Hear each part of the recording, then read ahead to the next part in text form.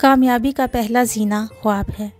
انسان خواب دیکھنا شروع کرے۔ کامیابی کا خواب، کامیاب زندگی کا خواب، یہ خواب ہی ہیں جو آپ کو زندگی میں مقصد دیں گے۔ کامیابی تک پہنچنے کے لیے آپ کو ہمت اور حوصلہ بھی یہی خواب دیں گے۔ آپ کھلی آنکھوں سے اپنی منزل کو دیکھ سکیں گے۔ کامیابی کے لیے تگ و دو کرنا آپ کے لیے آسان ہو جائے گا اور ہر مشکل آپ کو اپنی منزل کے آگے معمولی سی لگنے لگے گی۔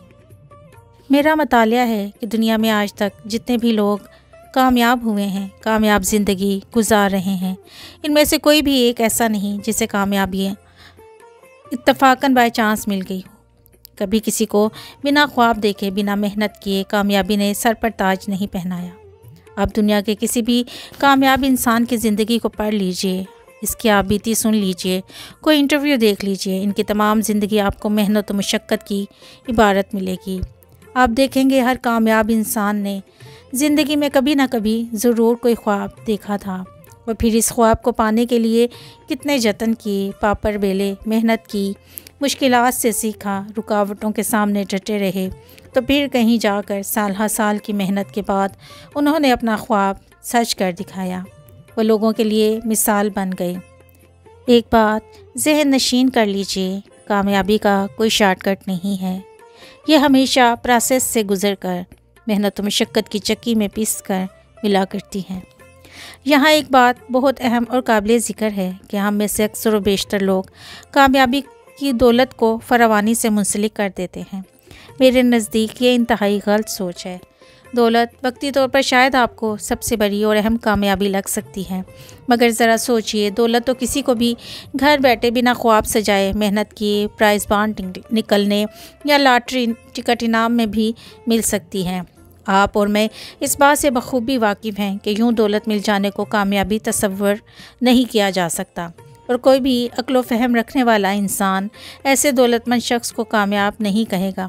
آپ اپنے ارد گرد نظر دوڑائیں، آپ کو بہت سے دولت مند لوگ ملیں گے، مگر ان میں سے شاید ہی کوئی 5% لوگ ایسے ہوں گے جو واقعتاً کامیاب بھی ہوں گے۔ دولت مند اور کامیاب ہو جانے کے فرق کو آپ ہمارے ہی اپنے معاشرے کی ایک بے مثال اور لازوال شخصیت کی زندگی سے یوں سمجھ لیجئے کہ جناب عبدالستار ایدھی صاحب، جنہیں ہماری تمام قوم اپنا آئیڈیل مانتی ہے، ذرا غور کیجئے کہ وہ کتنے دولت مند تھے یا کتنے خزانوں کے مالک تھے۔ آپ کا بینک بیلنس کیا تھا، آپ کا شمار کن امراء میں ہوتا تھا۔ ہم سب اس بات سے بخوبی واقف ہیں کہ ہمارا یہ آئیڈیل ہماری ہی طرح کا ایک عام انسان تھا، جس میں انسانیت کے لیے، ان کی فلاح و بہبود کے لیے طرف موجود تھی۔ وہ اپنے معاشرے کے بھوکے ننگے غریب لوگوں کو چھت دینا چاہتے تھے، ان کے لیے عزت کی روٹی کا خواب دیکھا کرتے تھے۔ ان کی یہی خوبی انہیں ہم سب میں ممتاز اور کامیاب بنا گئی۔ میں اکثر سیمینارز اور کاؤنسلنگ سیشنز اور سوشل میڈیا پر لوگوں سے بات کرتے ہوئے کہتا ہوں کہ خدا را اپنے بچوں کو سرکاری نوکریوں کا خواب، بڑا افسر بننے کے خواب دکھانے کی بجائے کامیابی کا خواب دکھائیں۔ مجھے میری ماں نے بچپن ہی سے کبھی یہ نہیں کہا تھا کہ بیٹا تم بینک میں بڑے افسر بنو گے یا تم بڑا کاروبار کرو گے۔ وہ ہمیشہ کہا کرتی تھی کہ پتر تم بڑے انسان بنو گے، پتر تم ستارے ہو، تم روشنی بنو گے۔ یہ خواب میری ماں نے مجھے بچپن سے دکھائے۔ میں انہیں خوابوں کو دن رات دیکھتے بڑا ہوا اور اپنی زندگی کا مقصد اور پھر اس مقصد کو پانے کے لیے کوشش کرتا، کبھی گرتا تو کبھی بڑھتا رہا۔ میرا دعویٰ ہے کہ اگر کوئی بھی انسان بنا خواب دیکھے کامیاب نہیں ہو سکتا۔ یہ خواب انسان کو زندگی میں مقصد اور سمت دیتے ہیں۔ خوابوں کی غیر موجودگی میں کیسے کوئی انسان کامیابی کا پہلا اور بنیادی زینہ چڑھ سکتا ہے؟ کامیابی کے لیے خواب لازماً دیکھنا پڑتے ہیں۔ جاگتی آنکھوں اور کھلے دل سے بڑے بڑے خواب سجانے پڑتے ہیں۔ خواب ہم میں کامیابی کی وہ طرف پیدا کر دیتے ہیں کہ پھر جسے حاصل کیے بنا کوئی چارہ نہیں ہوتا۔ اگر آپ خواب دیکھنے اور اپنے اندر کامیابی کی طرف پیدا کرنے میں کامیاب ہو جاتے ہیں تو یقین مانیے آپ کو کامیاب ہونے سے زندگی کی بڑی سے بڑی مشکل اور رکاوٹ بھی نہیں روک سکتی۔ بطور ایک پبلک فگر میرا بہت سے لوگوں سے ملنا جلنا اور ان میں اٹھنا بیٹھنا رہتا ہے۔ میں ایسے کئی لوگوں سے مل چکا ہوں جن کے پاس دولت کے نام پر تو کچھ نہیں ہے، لیکن ان کے خواب بہت بڑے ہیں۔ خوابوں میں اتنی طرف اور کشش ہے کہ وہ انہیں ہر مشکل، ہر رکاوٹ میں بڑھتے رہنے کا حوصلہ دیتے ہیں۔ یہ لوگ محنت و مشقت کر رہے ہیں۔ وہ وقت دور نہیں کہ جب ہم ان ستاروں کو پوری آب و تاب کے ساتھ چمکتا ہوا دیکھیں گے۔ میں سمجھتا ہوں کہ غریب وہ نہیں جس کے پاس دولت کی کمی ہے یا جس کے پاس زندگی بسر کرنے کے لیے بنیادی سہولیات موجود نہیں، بلکہ غریب وہ ہے جس کی آنکھوں میں خواب نہیں ہے۔ جو انسان خواب ہی نہ دیکھ سکے، اس سے زیادہ غریب کوئی کیسے ہو سکتا ہے؟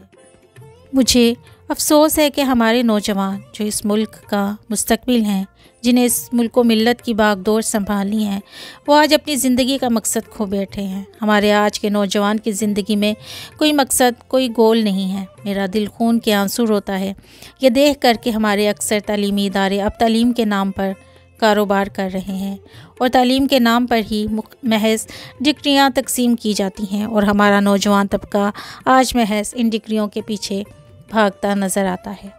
آج ہمارے معاشرے میں نظر دوڑانے پر آپ کو ڈگری یافتہ افراد کا ایک نہ تھمنے والا سمندر دکھائی دیتا تھا، جبکہ ان میں سے اکثریت تہذیب یافتہ اور شعور یافتہ ہونے کے معنی سمجھنے سے بھی قاصر ہیں۔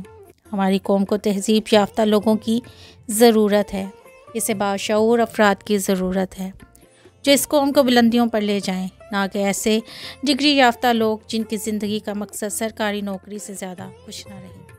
میرا ماننا ہے کہ ہم اس حوالے سے جس شش و پنج کا شکار ہیں، اس سے نکلنے کے لیے ضرورت اس امر کی ہے کہ ہم اپنے تعلیمی نظام کو بہتر بنائیں اور تمام تعلیمی اداروں میں کامیابی کو بطور مضمون پڑھائیں۔ یہ کھوکھلا نظام معاشرے میں جس طرح کے افراد اور سوچ پیدا کر رہا ہے، اس کے بعد مستقبل میں ترقی اور کامیابی تو دور، ہمیں مزید بھوک اور بے روزگاری کا سامنا کرنا پڑ سکتا ہے۔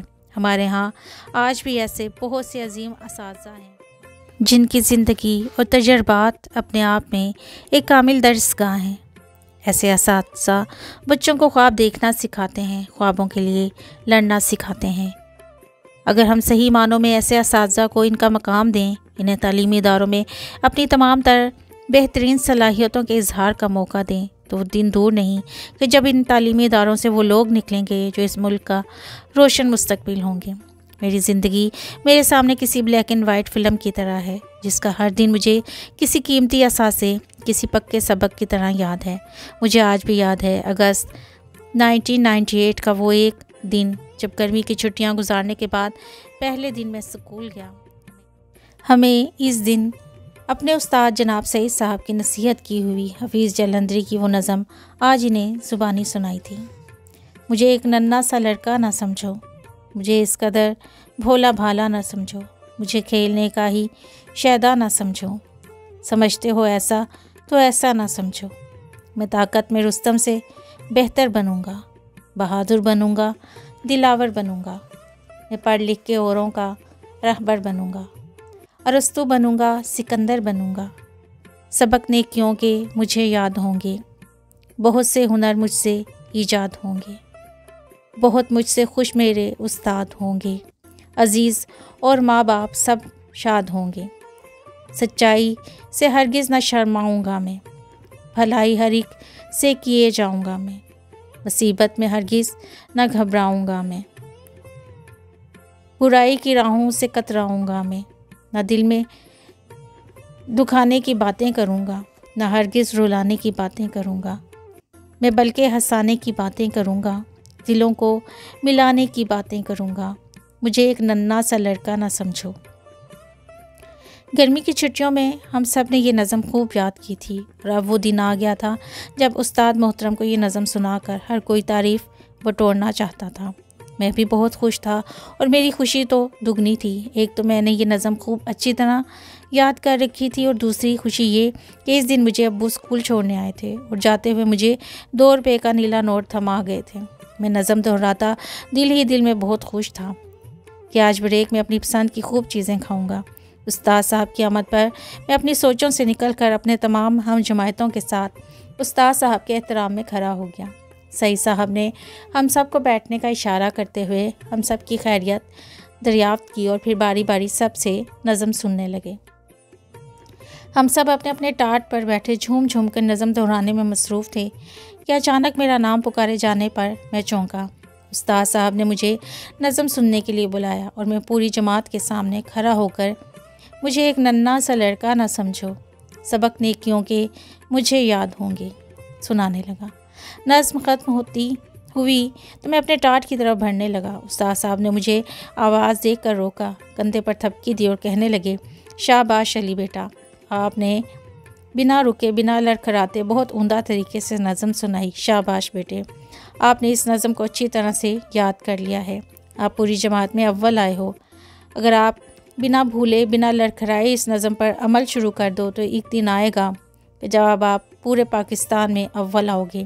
وہ دن میری زندگی کے بہترین ایام میں سے ایک ہے۔ استاد سعید صاحب نے مجھے کامیابی کی کہ خواب تھما دیے تھے۔ انہوں نے مجھے ایک عزم اور زندگی کا مقصد دے دیا تھا۔ میں سمجھتا ہوں جس نے اپنے لیے خواب دیکھنا شروع کر دیے، خوابوں نے اس میں طرب پیدا کر دی۔ جس نے ان خوابوں کو پانے کے لیے جدوجہد شروع کر دی تو اسے کامیاب ہونے سے کوئی نہیں روک سکتا۔